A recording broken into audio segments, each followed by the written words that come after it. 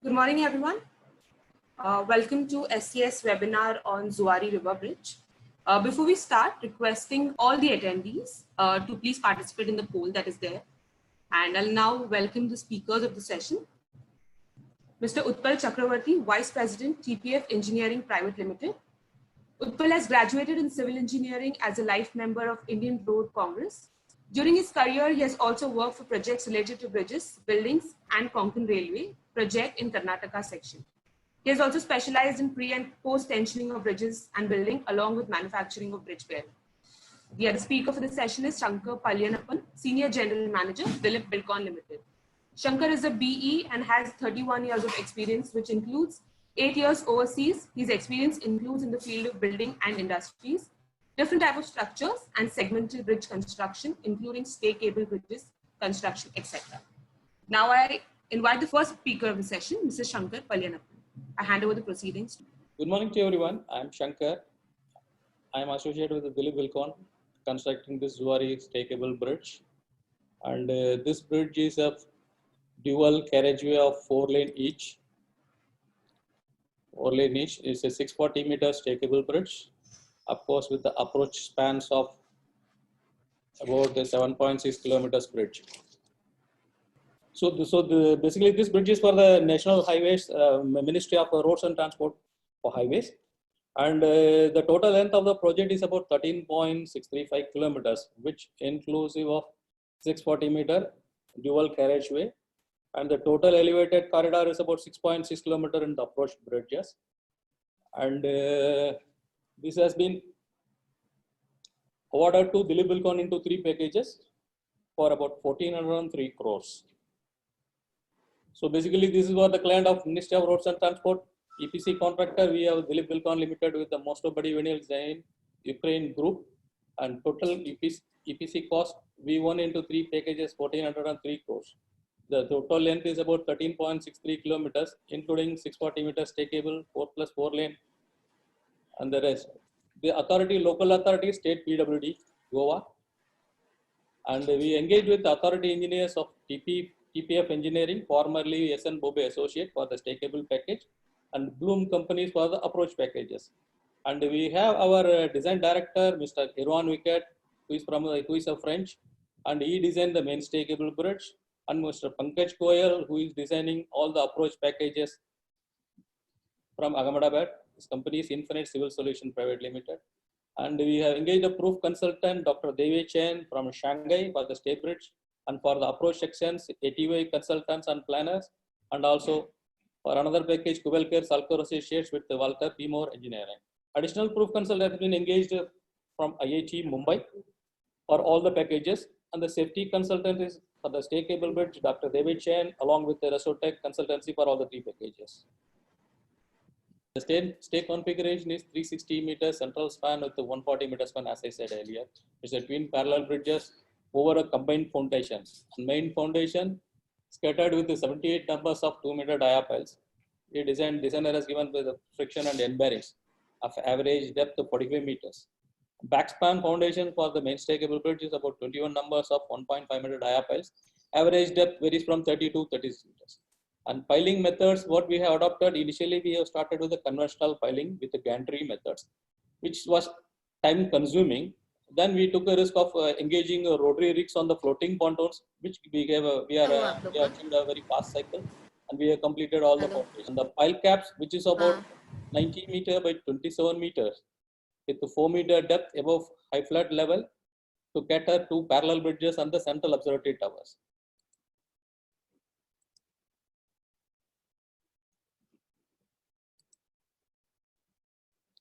And the pylons is about 100-meter heights with varying rectangular sections with the link beam only at 50-meter level.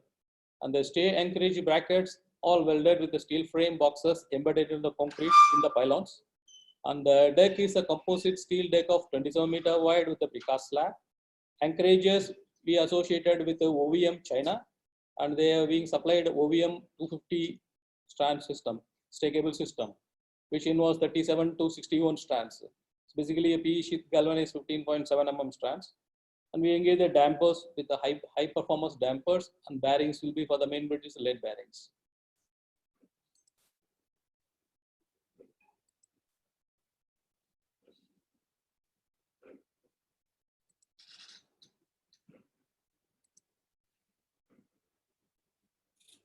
And this is the stay cable configuration into a schematic.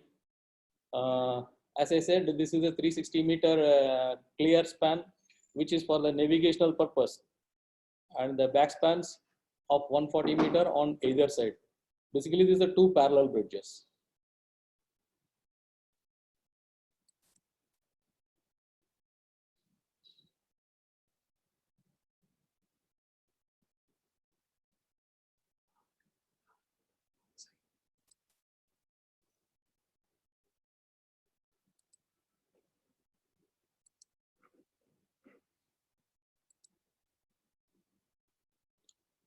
This is the general GAD of the stay cable viaduct, where you can see in the plan there is a two parallel 4-lane bridges, which is connecting with the approaches, which will converge into a 6-lane bridge, and also there is a provision of the ramps.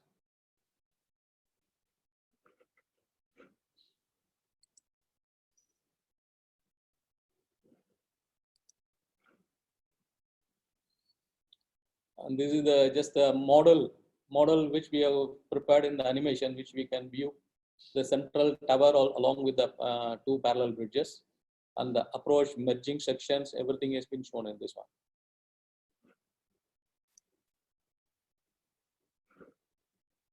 This is on the foundation part for each pylon side. You can see this. There is about 6-meter grids. 78 numbers have been introduced. And in the center, almost at the center, the pylon leg bases are resting over. So the total capacity is for about nearly 160,000 tons. So each pile approximately 2,000 tons bearing capacity has been planned. So average depth of 45 meters has been done.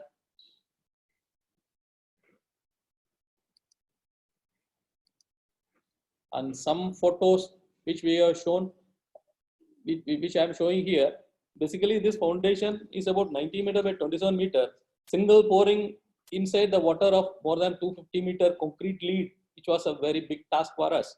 So we have discussed with the designer for the option of splitting it up. So designer has agreed to split into 3 sections, where we had every section we did concrete separately with the continuity of the reinforcement, everything. Then finally we did the stitch concrete along with the post tensioning also for the lateral tie down.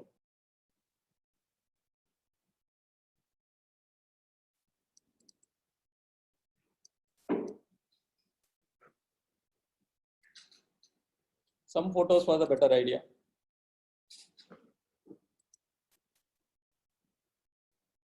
You can see this, for the first section we have already done the casting and the pylon base have started, and the second section of the pile cap reinforcement is on, and the third section which the shuttering works is ongoing. This is just another view.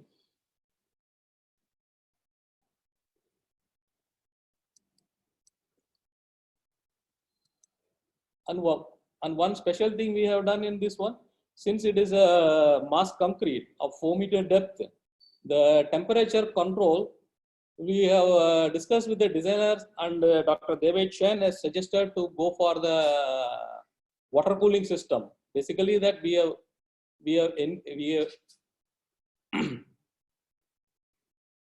established a complete water cooling system at 1-meter grid levels in either directions. After the concreting, we have installed during concreting we install the sensors also to monitor the temperatures. It depends upon the temperatures. We have circulated the cooling water, and we have continued for almost 14 days, so that the temperature control has been effectively controlled.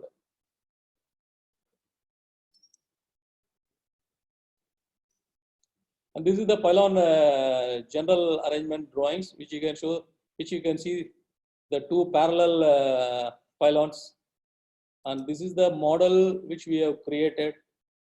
And you can see the foundation is a single foundation, where the 2 separate pylons, but the outer legs are independent, and the middle leg for the both bridges are the common one.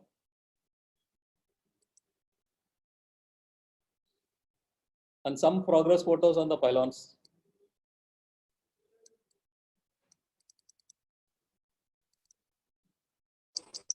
This is a link beam with a suspended formwork at 50-meter height.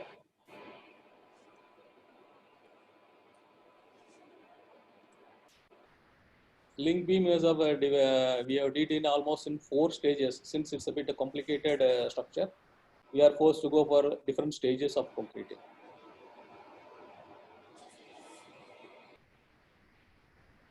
I just brief about the bridge deck. Bridge deck is completely with a steel composite structure with a composite deck steel girders, approximately 10,500 tons for the steel structure, and we did the precast slab which will be laid over the steel girders, and there is a stitch concrete is been given. The steel grade what we are using is IS 2062 E350C, which is equivalent to ES 355J2, and the thickness majorly we use from 60 mm to 16 mm. Precast slab concrete grade we use 60 mm, 60 MPa. And this is a typical steel segment, just a model where you can see there are 2 main eye girders is shown in the red colors, and the green color 3 cross beams which connecting these 2 girders, and the blue color on the both extreme side which is for the footpath, and there are stinger beams just to play the role of resting beams for the precast slabs. This is the steel segment arrangement with the stay brackets.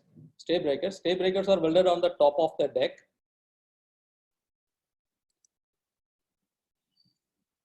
And this is one typical segment which under preparation. This photo, you can see the magnitude of the size, where the people or inspection people are over there, and it's about 27-meter width by 12-meter in long.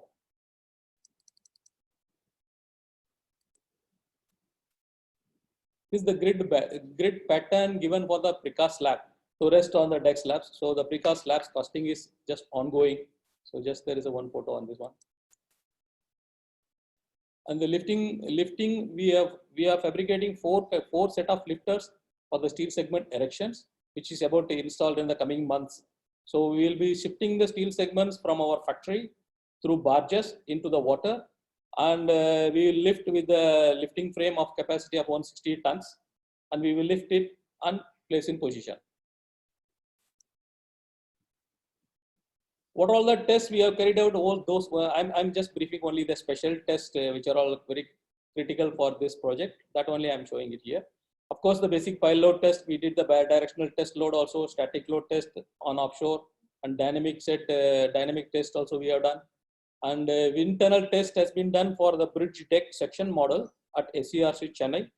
And where we have noticed that the section is section okay. Since the 2 parallel bridges, there is a flutter analysis has to be done, and which the Chennai SERC doesn't have the facilities. So we have gone to the full-scale wind tunnel test into Force Technology, Denmark. So where they have where the test is ongoing, and we are expecting the results by the coming month. And already the discussions are with our designers and everything. What are all the outcome from the wind tunnel test that is being already incorporated into our designs. And anchorage fatigue test, OBM has done in Shanghai and also in CTL Chicago. And basically the rest tests has been carried out as per the codes and the contracts, whatever our obligations we have signed in. Those things are ongoing. Just photo of the bidirectional hose test which I have done in the into offshore, and we did static load test on onshore also. Dynamic test in marine, and fatigue test in CTL Chicago.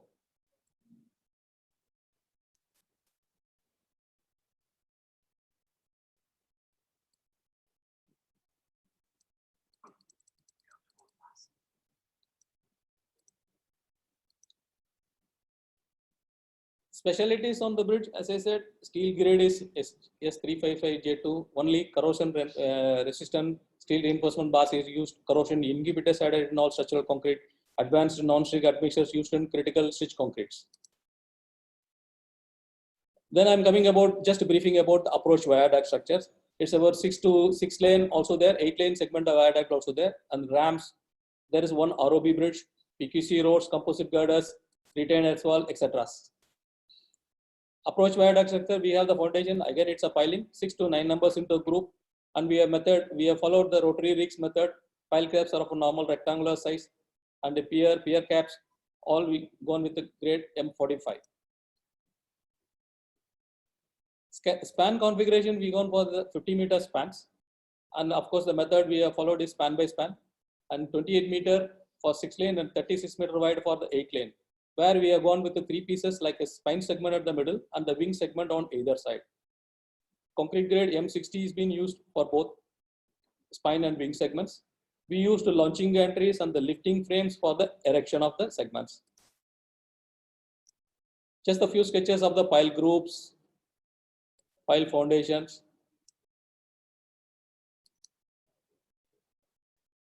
And the pier cap, which is supposed to carry the 50-meter span load of 28-meter wide and the 36-meter wide, there was a big difficulties in just to design only with the reinforcements. So we have introduced a post tensioning also into this one, so that the rebar congestion was avoided.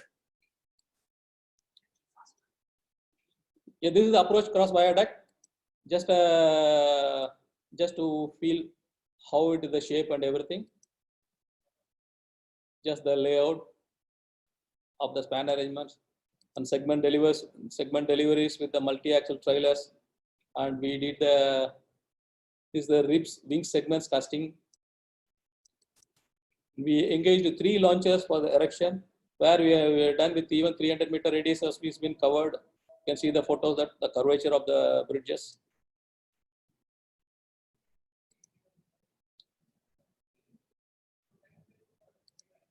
The wings has been erected with the wing lifting frames.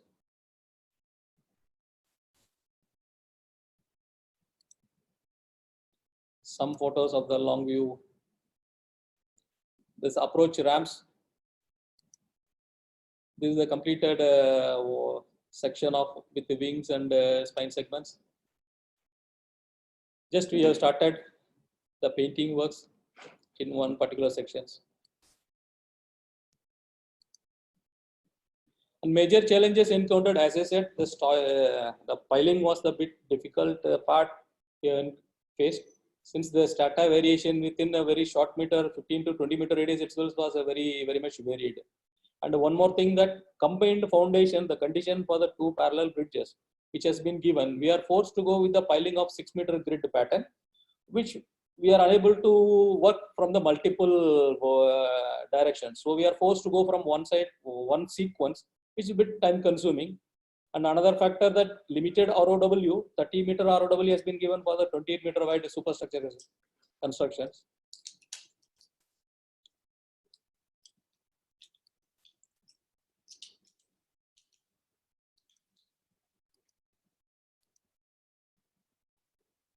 Uniqueness of the project, this is the first twin parallel 4-lane each stackable bridge of India, 27-meter wide, second longest stackable in India upon completion and as on date. First widest 36-meter wide segmental viaduct as on date, and the huge quantity, that's about 45,000 over kilometers in linear length of tensile wires being used, which is more than the circumference of the end. That, of course, the temperature control which we have discussed. CRS FE 600 grade reinforcement bars used in pylons to minimize the rebar congestion. Progressive impact of the project, Zuari cable stay bridge is a high demand project, where there is only 2-lane existing bridge which is connecting south and north Goa. So this is a very high demand project. And Zuari bridge will have a tourist observatory towers in the future, which will be a unique of its kind and will be a main potential tourist attraction in Goa. So it's time to say bye. Thank you very much for listening, and I will join in the question and answers. Thank you. Good afternoon, everybody. Yes, it is already afternoon, 12, 2 minutes past 12. So Mr. Sankar has given an, complete overview of the project, the entire project. So I will talk only about the superstructure part, and that too the fabrication part of the superstructure.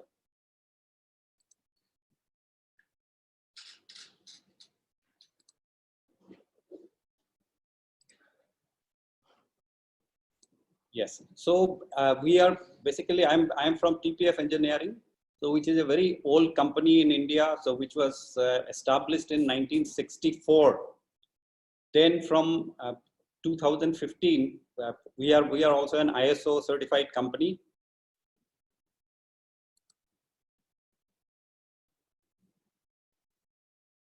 And this TPF, we are a part of a TPF, the TPF group, which is worldwide, their presence with some 4,200 employees. And the headquarters is in Brussels. And we are basically working for everything in all the sectors of consultancy. And these are some of our major clients in India.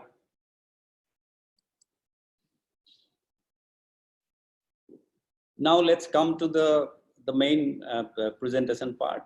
So I have just broken it up into 3 different sections, like why we had to do this and how we had done that and what we have done for this fabrication work. So to start with why, this is some salient features of the project. Most of the things Mr. Sankar has already narrated. But in my part, the superstructure part, which is of about 10,500 metric ton of steel is there. And all this steel, we need to convert it to 110 segments of 27 meter wide, 2 meters of height, and about 23.44 meter of maximum length. Then these are the various sizes of segments. As you can see, the regular segments are 12 meter length. Then there are all different, like depending on where it is fitted, like for pier table, this 4 are up. That is the maximum length, 13.44 meters. And the minimum is 7.6 meters, which are in the end of backspan. So totally this 110 segments, which are currently under fabrication in our factory.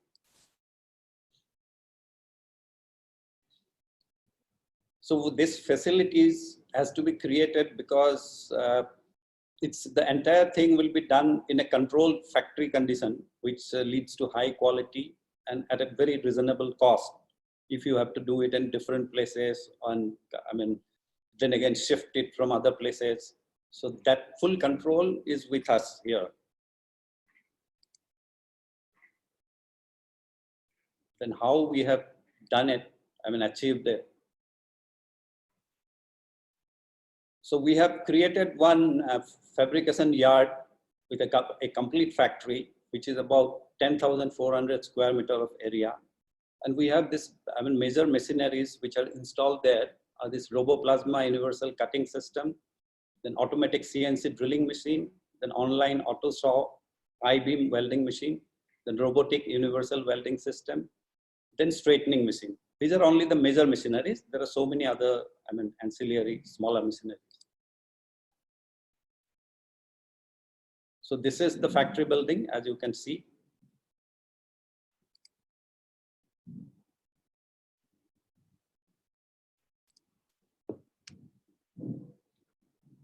And this is the layout plan of the factory.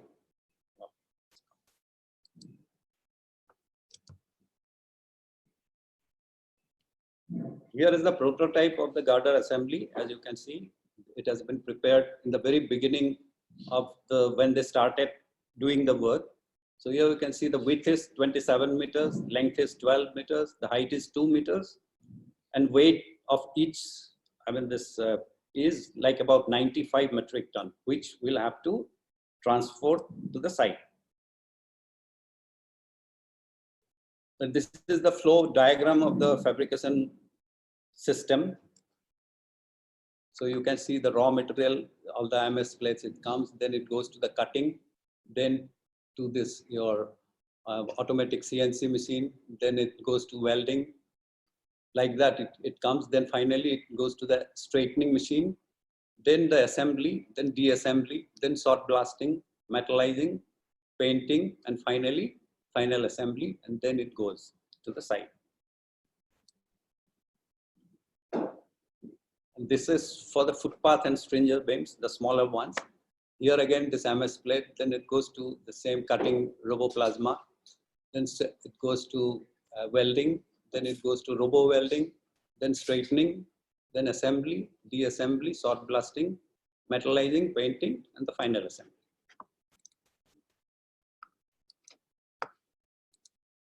This is the factory building, the interior. These are the grade of steel being used. The main girder is with E350C. And these are the various, the thicknesses of the plates. Main girders are with 60 mm, 50 mm, and 30 mm. Cross girders are with 25 mm and 15 mm. Joinery beams with 25 and 50, 14. Stringers with 20 and 16. And footpath with the smaller thickness plates of 20 and 12. And the stiffener plates are with 35 and 12 mm.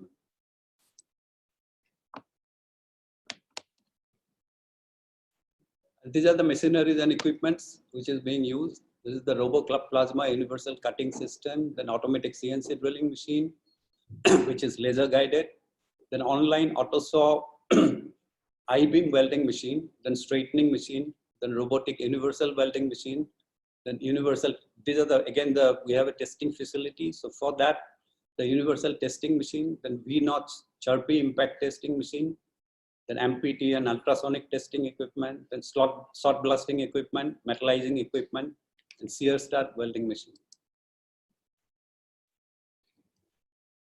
Then first, let me show the RoboPlasma universal cutting system.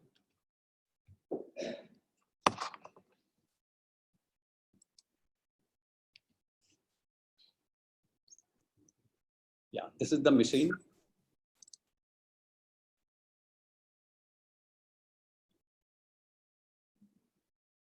This is in operation.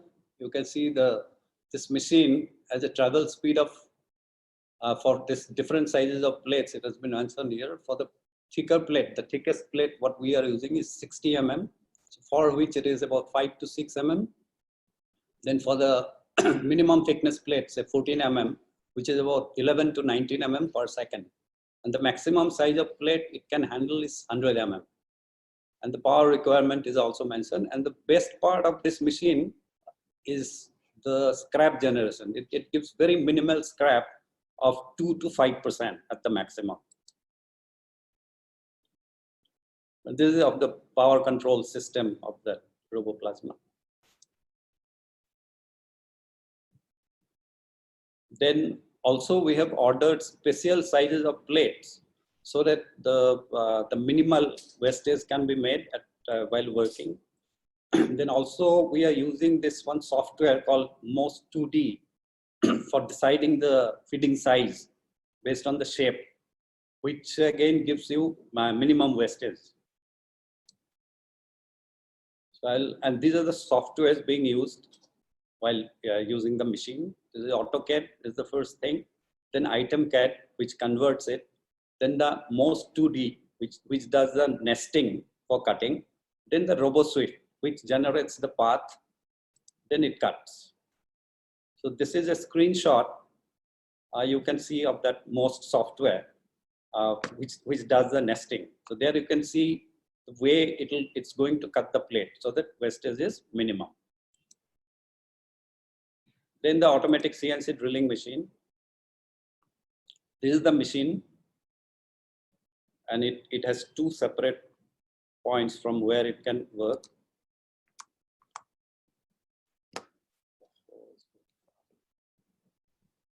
And the online I-beam auto submerged arc welding machine.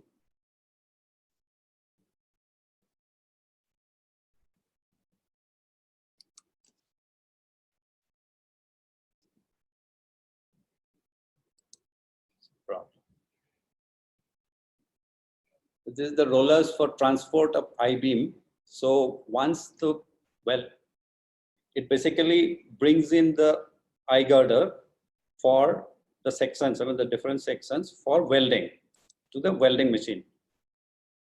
So this is where the I-beam automatic saw welding is happening, and it happens from both the sides simultaneously. And this is a test phase for later on for test, the macro etching test.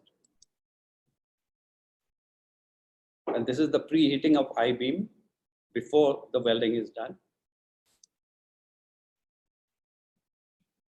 And this is the machinery through which the section runs and welding happens. You can see the nozzle there.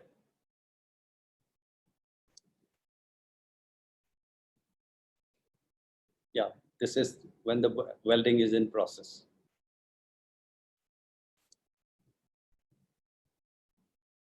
And this is the flux recycle unit and the roll of this 4 mm wire for welding.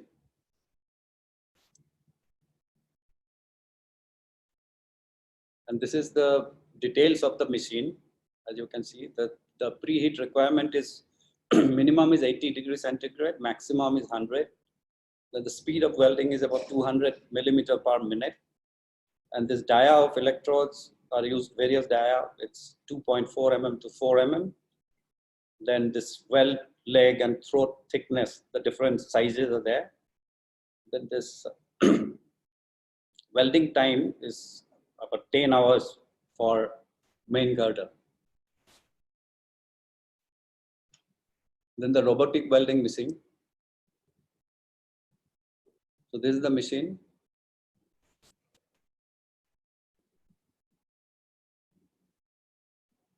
This is the assembly on which it's working. And in this also the preheat requirement is minimum 80, maximum is 100. And here the speed of welding is about 40 centimeter per minute. And the dia of electrodes being used are 1.2 mm and 1.6 mm. And the gas used is your carbon dioxide and argon in 20-80 ratio. Then weld leg and throat thicknesses difference. These are the different values. And some advantages of this robotic welding. So it has better welding qualities. Then of course increased output. Then wastage is much lesser. Then with lower labor cost. These are the major advantages for this robotic welding. But there are some disadvantages also, like the cost. This, I mean, the sorter, the cost is quite high. Then of course the lack of flexibility, that is one disadvantage. This automated systems, the same thing it can do, I mean, over and over. But if you need your robot to the welder to perform a variety of different manufacturing things, then it takes time because you need to configure the whole thing. And again, the risk is also there for that. Like once you are dependent on that, so you should also, you could be in real trouble if your main welding robot, sometime it goes down. Even in our case, it happened once. It was down for about 5-6 months. So we had to really struggle at that point to do the things manually. And this is the savings of welding time. If you see for our case, in our case, it's exactly, you can see the rate of welding there. If you go, you will see the total time is exactly half for this, our I-beam machine. And for this footpath and stringer beams, there, if you see, you will see that it's that GMA, our welding robotic and manual, the difference is 5 times. Then comes the straightening machine. So this is the machine through which the welded section is passed through for correcting any of this, bend due to heat. So through the roller, it passes and the straightening is done. So the capacity of straightening of this machine is, it can do work up to, it can straighten up to 80 mm thick plate, and 60 mm plate can be straightened up to 5 mm in single run itself. So average about 24 minutes for 60 mm plate and of about 12 meter length.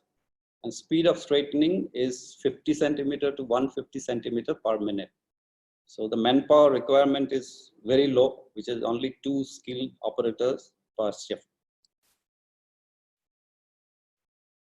Then comes the salt blasting, sear start, welding, and metallizing. So this is the machine for salt blasting. Then we go to, yeah, this is in operation when the salt blasting is on. So it's in a covered area, completely covered. Then comes the stud welding machine. So this is the stud.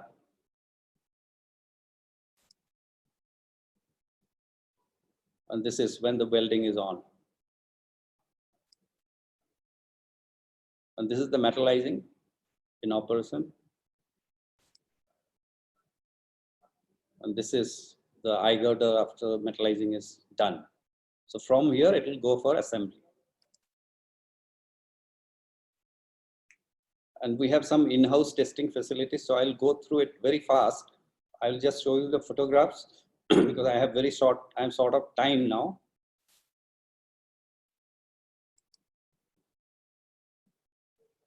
So this is universal testing machine in our factory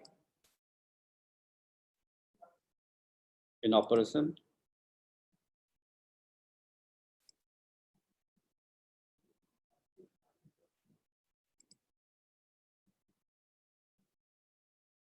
These are test reports. Then comes the bend test.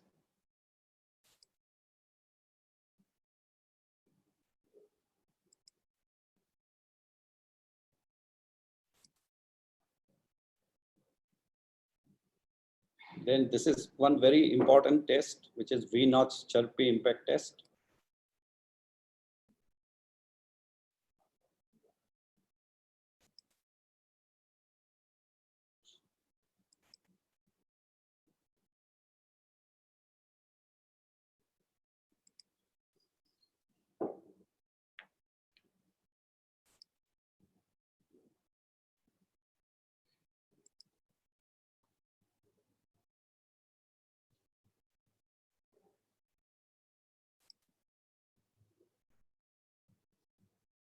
And this is completely controlled by through computer for its shape and size of the sample.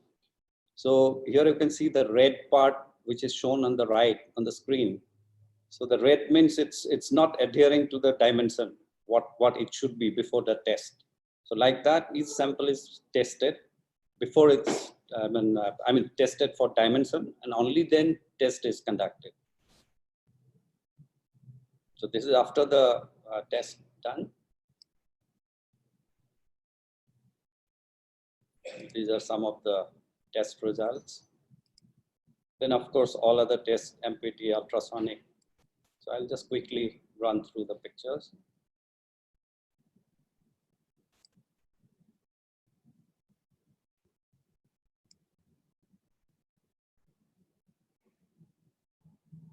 Again, test reports, ultrasonic.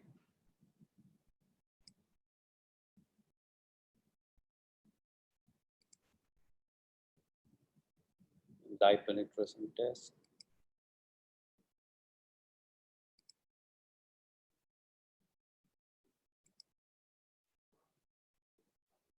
And this is one of the destructive tests which is done, macro etching test.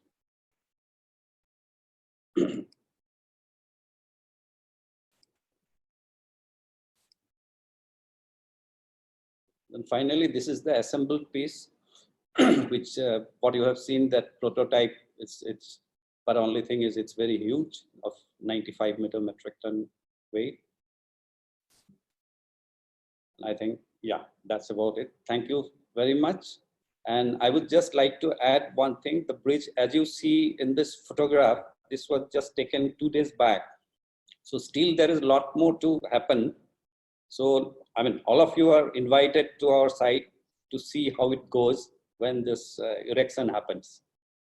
Thank you.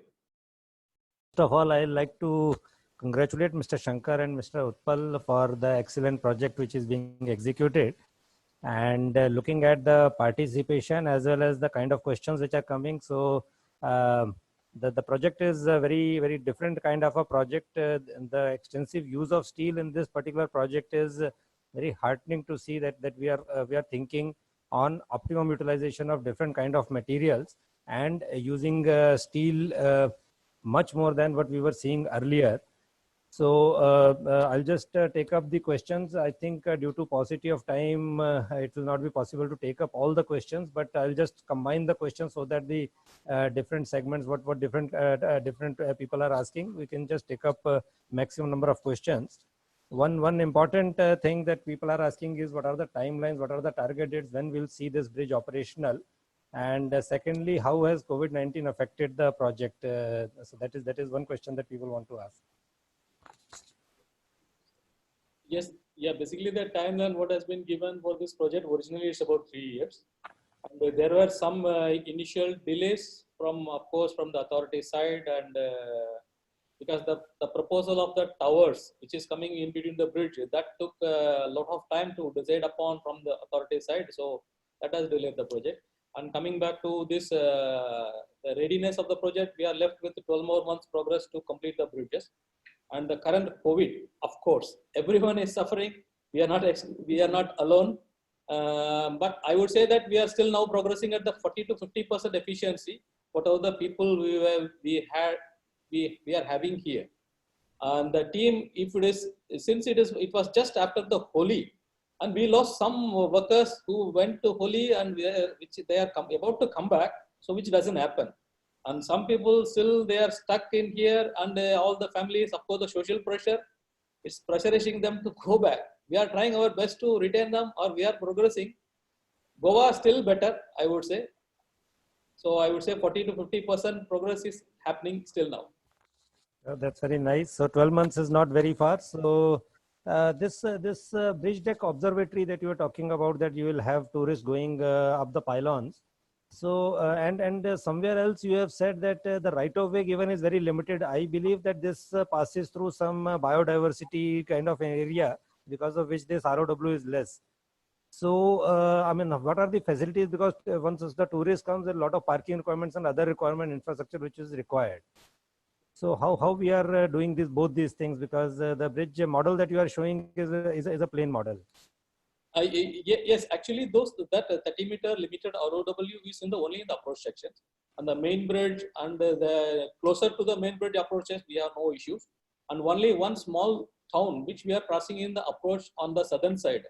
There it is, the buildings are very close to the edge of the roads, where only government also are able to acquire only 30-meter wide. So only that section, which is very difficult for any contractor to build a 28-meter wide bridge within 30 meter, because that is also consuming a lot of time for us. That's the one point I just wanted to highlight in the topic. Yeah, but it's not on the main bridge. Main bridge, there are no issues. Inside the river, so we are fine. And also the closer approaches of the main bridge, no issues at all. Okay, so that's so it will be a very nice view of Goa when we go up that observatory. Let me tell you about the observatory also a little bit. I will add because every time we see the photographs, and I mean basically the animations, people feel happy. But initially in the original proposal, the towers were not included. But they thought at that time, but in the contract it was not included. So they said, you just keep the provision in foundation. So that was in the part of the contract. So contractor, while designing, he took the load of the tower by doing design. And that has been kept. And also up to about 12 meters, he has done everything from the top of the pile cap. The reinforcements are kept up. So now the government, central government finally said that much money will not be able to spare. If Goa government can fund it, let them do it. So I don't know at this stage, I mean, it doesn't seem to be possible immediately with the current situation. Maybe it will come someday. So, but the base is ready. Okay. All the things have been done. This can be constructed any point of time. Okay. Now, because he has all the infrastructure here. Okay. One important question which everybody is asking: why this type of a bridge and why this kind of a deck? Because many people have said that we could probably have gone for box kind of steel girders instead of these stringers and cross girders. So any Can you guide on this? Why this type of first is why cable stayed bridge, and then secondly why this kind of a flooring system? So basically, the 360-meter clear spans by doing or concreting or anything, that is a very heavy structures. And when we think about into the marine conditions, the foundation is going to play a very vital role. How much superstructure you are going light, that helps us. And 360-meter is the decision factor. So we need to have that one. And going for a 27-meter wide, also a big question.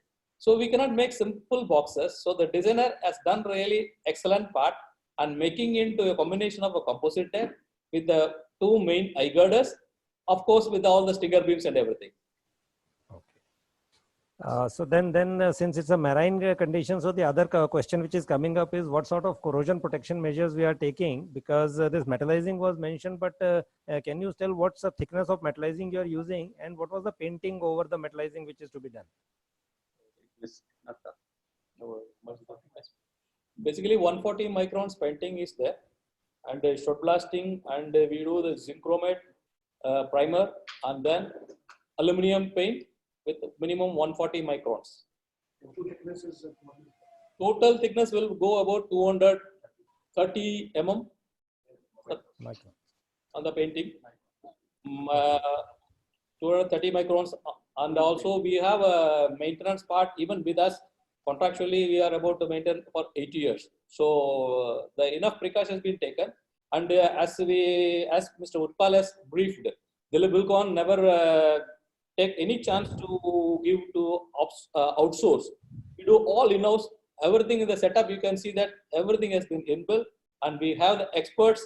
Just we have hired right experts to execute the job. So we hope that we'll be doing really a better job.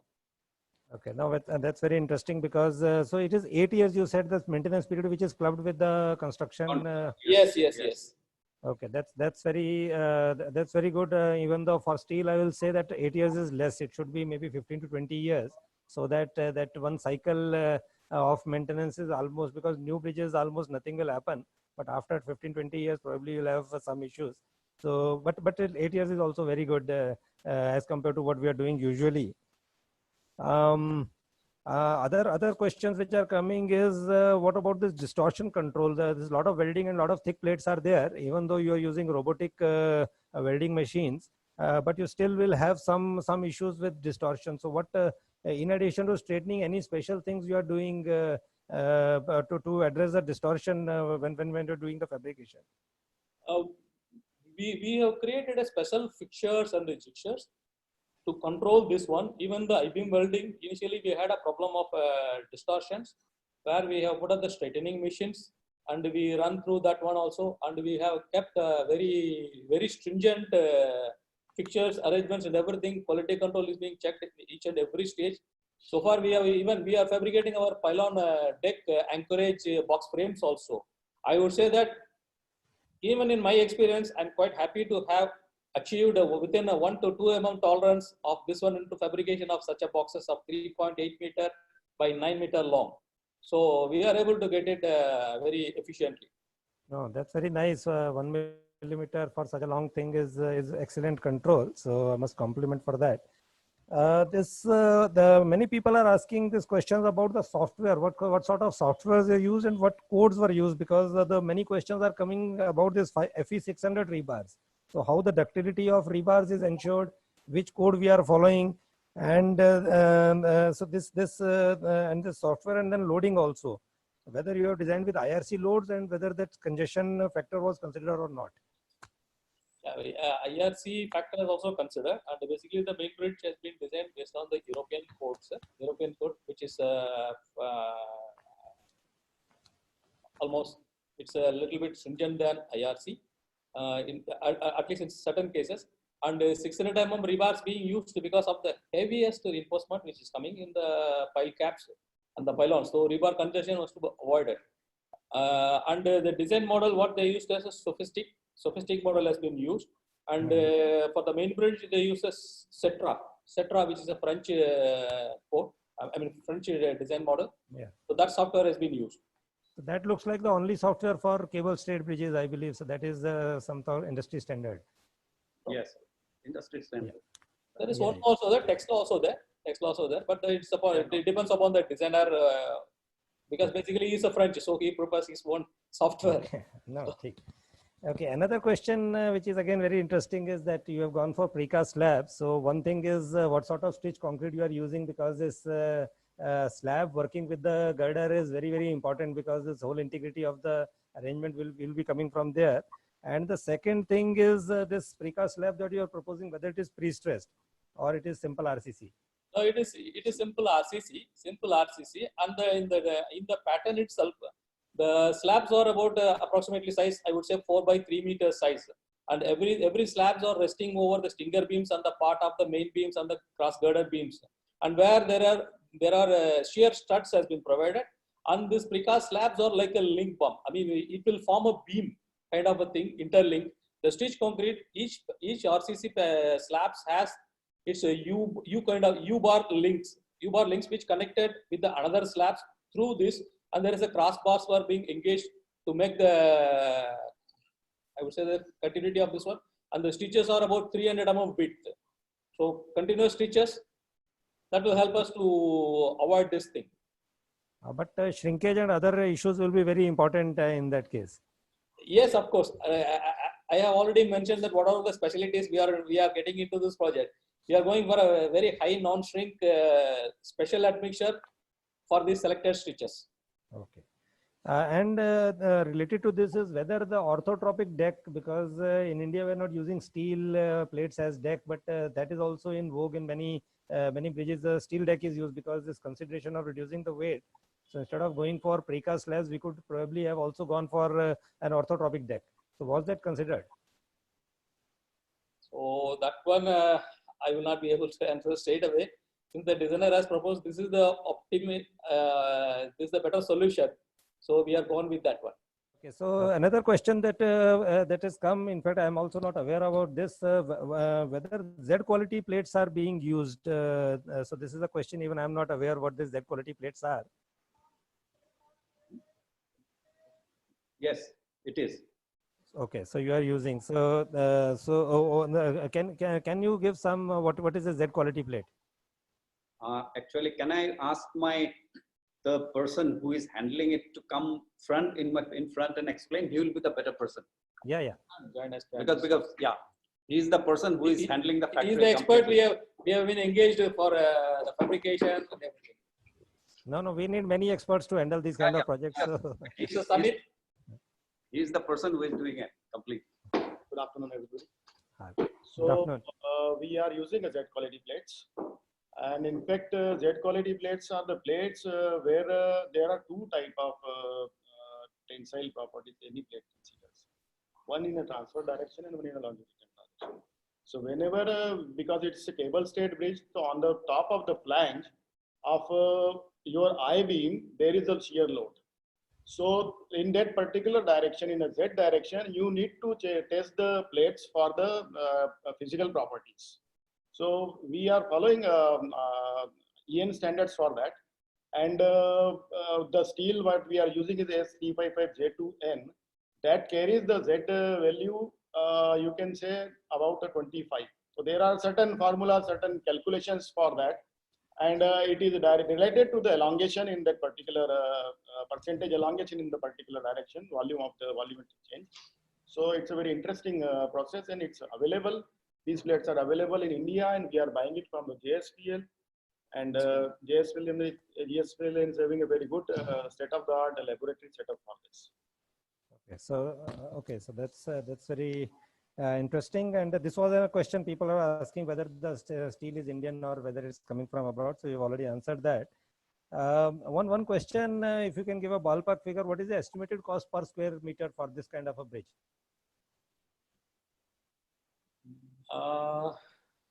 Sir, I will not be able to answer immediate, because as an overall we have been calculating into approaches and all. Maybe you can just give us some time. I can message I can pass it to you so that it can be shared with it. Okay, so one more question which is there is what is the deflection control? Because once you are launching, so there are a lot of issues with deflections. One is the fabrication tolerances that we talked about. Another part is when you launch, and then the deflections will be there, looking at the kind of spans you are having in both the directions. So what special measures you are going to take for that? Actually, in stakeable bridges, there is a system called a stage-by-stage analysis, and each has been planned in such a way that even more than 100 kg, I will not be able to load during my erection, because it's all pre-planned. How much is load to be will be there? What is going to be the theoretical calculations in while erecting each and every segment. So basically, the cable forces which you will be stressing is governing that loads, and if any changes during the actual also, we will be comparing in each and every stage actual versus theoretical. Any adjustments to be done will be done when and then required. Okay. So this will be very controlled, because the stage-based analysis is a very, very critical part, very, very critical part, and which we have already intend to engage our proof consultant, Dr. Deveshan, who is very well experienced in all over the stakeable bridges. So we intend to engage him for a few months to start at the beginning of the erection. Okay, so that's very interesting. So then combined with this is, since we are taking so much care while we are doing the fabrication and erection, and you have got this 8 years for doing the bridge maintenance also. So any special features for monitoring? How do you monitor whether the bridge is functioning the way you intended? Any sensors, anything you are going to embed in the bridge? Yes, not in the bridges, actually in the stay vibrations. We have some sensor units which will be installed in the stay cables itself. And when there is a variation, that will be monitored for the entire period. So what is supposed to be in a theoretical and how much we are getting it. And if there is any deviation or major variations, what to be done wrong, it is all covered into the package itself. There sensor will be established. Sensors will be there. So that can be monitored remotely from Remotely. the office. Okay. Yeah, no, that is important. So you are using IoT kind of a thing, or it will be the office by the bridge itself where it will be coming? No, it can be monitored from anywhere. I mean, you can control. Remember, you can monitor from the mobile also. That is the software we are going to establish it. Okay, so that's very interesting, because in India in general construction, yes, people are taking now challenges, but long-term monitoring, long-term maintenance is also a very important aspect, because the bridges have to be there for probably 100 years, 120 years after you construct it. Yes. Yeah. Okay, so another question which is coming is whether the radiography testing has been done or not. For steel, it has been done. Okay, so you're doing radiography testing, so for those flaws and all. And for welds, you're doing ultrasonic testing? Yes, because that part I was showing, but I went very fast because I didn't have time. Your videos also got left out, so a lot of things would have come from the video. But okay, so you're using normal ultrasonic testing or this phased array ultrasonic testing? Which testing is being done? We are using normal ultrasonic testing, but Yeah. critical joints we have hired an agency, and with the help of a TUV knot, we are doing a phased array. But 100% for the fillet joints, wherever it's a plate to I-beam construction, there we are using ultrasonic testing, and for the joints with the grooves and butt joints, there we have another, you can do third or fourth party of inspection with the TUV with the TUV that are carrying the phased array testing. And regarding the radiography, see above 40 mm and above 60 mm thicknesses, radiography is a very difficult task. For that, you need to go for a cobalt radiography, and that is not recommended.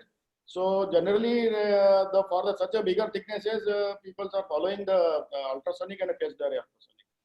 Same is the case in your new that the bridge is coming up railway at the Jhelum region. Chenab bridge you are talking about? Chenab. Okay. Yeah. So yeah, those are the limitations of the technology that we have. Okay, so most of the questions are answered. One question that many people have asked is about this 4-meter depth mass concrete that you are doing. So people are very happy looking at those pipes and other things. So people have asked what sort of water is being used, and what other precautions you are taking in addition to these pipes through which you are doing this temperature control. What other precautions you are taking? So basically, all the temperature, the complete pouring temperature has been maintained less than 20 degrees. We used ice flakes in the batching and the chill water. Also there's a cooling system has been established when during the curing. Cooling system established to run the cooling water through the pipes. And we have observed that when I sent about 15 degrees of water, the first initial stage, we have got outlet at almost 60 degrees water.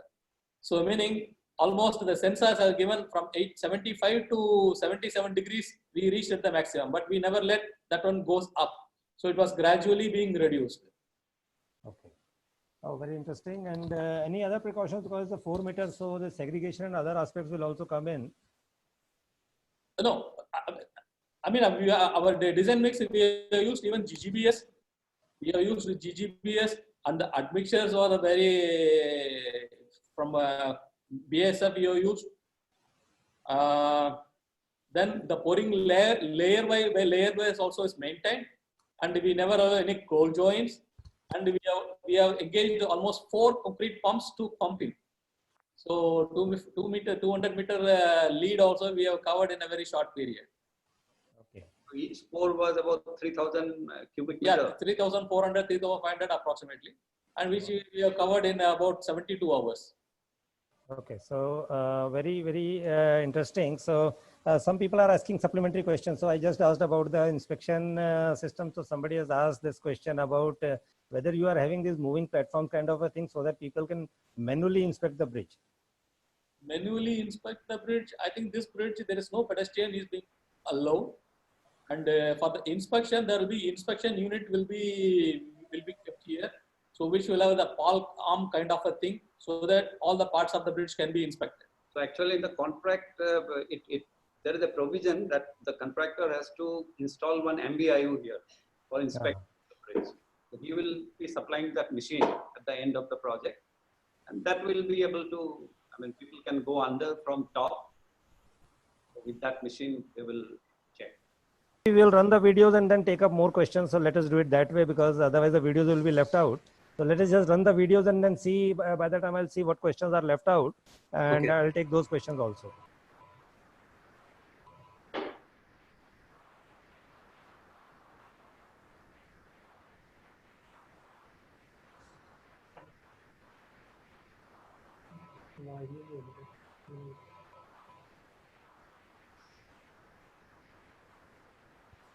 Carol, the audio is not available.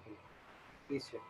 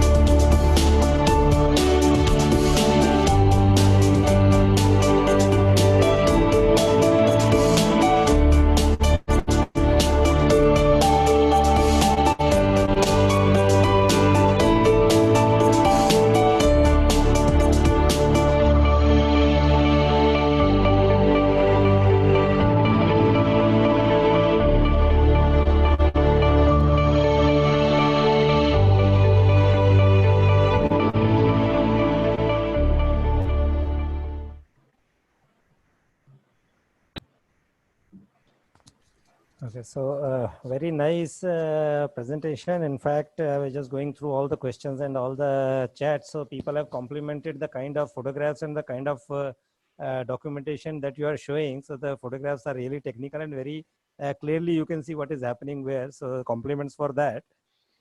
And another very good suggestion which has come is that we should do a separate session with the designer of the bridge, so field issues, and then we should have this theoretical basis of how this complete system has come about. So that is also what people are very much interested in. So these were the two things. And one question that I want to ask is, such a complex project that you are doing, what sort of IT setup is there through which you are monitoring the progress and the quality control and the other aspects of the complete project? We have a full setup over here, and I would say in Goa, this location where I have set up the office, and we have established a separate tower from Airtel so that we won't have any networking issues. So exclusive tower has been installed here, and we can connect to even Europe or China or anywhere, anytime. So we don't face any problem so far. Oh, that's very nice. And France also, our designers, whenever we have some issues, we are able to get it the answer within 24 hours, even though he is from France. And our designer, Indian designer, is sitting in Ahmedabad. So we three can communicate very fast, and we are getting the answers within 24 hours. Okay, so are you using a BIM kind of a setup where you can see in 3D whatever is being done and the way the site progresses, so people can see what exactly is happening at site? Last time we have some drone video also we have created, but recently that in Goa, since our site is very close to this naval airport, we are struggling to get the permission. Almost more than 1 year we are struggling to get the permissions. And the physical progress itself we used to take with a drone every 6 months. So we have something old, but right now we don't have anything. Okay. The models which we have created for each and every activity, we have not combined anything to present it as of now. So, okay. Very nice. One question that was left out is any field welding you are doing, and if what sort of field connections are there? What connection is there? Fuel, is it? In field, so whatever fabrication you are doing in workshop, it is all submerged arc welding. So when you go to the site and connect these things together, so what sort of connection is there? Is it field welding or some other thing you are using? No, it's only a bolting connections. So okay, so what grade bolts you are using? It's a HSFG 10.9 grade bolts. Okay, very nice. So no field welding is there. So okay, so one question which has come is regarding this piling. Any problems you faced because you used pontoons? So this buoyancy would have created many problems, especially because it is near to sea. So the tide also will be changing, and so any problems you faced while doing this piling? So during piling, that we are forced to jam the pontoons. I mean, we lock the pontoon, we keep in the position. That's why I said this combined foundation have given a difficult part for the execution, because I cannot jump, I cannot do anywhere as we prefer in the land. So we are forced to go in the sequence, and wherever the pontoon has been positioned, I need to jam the pontoon. I mean, just on all the sides, empty, steel liners has been driven, and the pontoon has been kept intact so that my center doesn't change. Okay. And there is a permanent steel liner. It's been driven with the vibro hammers. So it is almost about nearly 35 to 40 meters is there. Okay, so so the supplementary question has just come in. So since it is 45-meter depth and 2-meter dia pile, so why not go for well or a Kaizen kind of a thing for the cable stayed? So in Zuari River, as I mentioned in the presentation also, there is a soil strata variation within less than 10 to 15 meter radius. You will have a surprise. So that's where we have ended up. So our designer suggested not to go for well foundation at all, because beside the old bridge, they have done some well foundation in the past 35 years back, and they have struggled a lot to get in position and everything. They took almost years and years to get the piling done. I mean, foundation done. So since our volume is also very big, the heavier loads, So it's very difficult. Even we have gone for almost 78 numbers of 2 meter dia of 45 meter with 2000 tons capacity per pile. So, well, I don't think it's a viable solution for this one. Okay.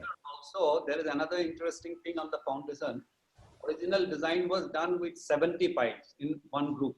I mean, for one this thing, you know, One set of foundation. set of foundation. Then while doing it, when they were doing it from one side, then I mean there were a lot of variations in depth. 45 meters, we are saying, we are talking about say average depth.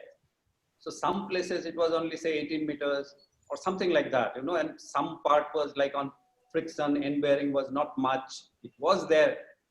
So finally they had to introduce, in between they had to again introduce 8 more piles. So luckily we had space enough, so we could introduce it, and that way we finished it. So basically, I will let me brief more. And we did the pile soil test at few locations within the area. But upon execution of the exact piles, we had a lot of surprises within the short range, because we don't do all the pile soil testing before we start. So we did random check and we designed the piles and we have started. And the first instance where we ended up almost at the better rocky areas. So we were so happy to produce, continue. But suddenly that when we had gone and we were completely going inside.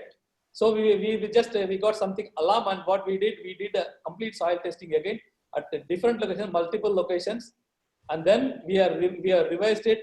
Okay, let's go at this path. And also since the length has been kept outside, because our loading pattern of the pylons, as I said, the legs are wider and there are some space in between has been kept.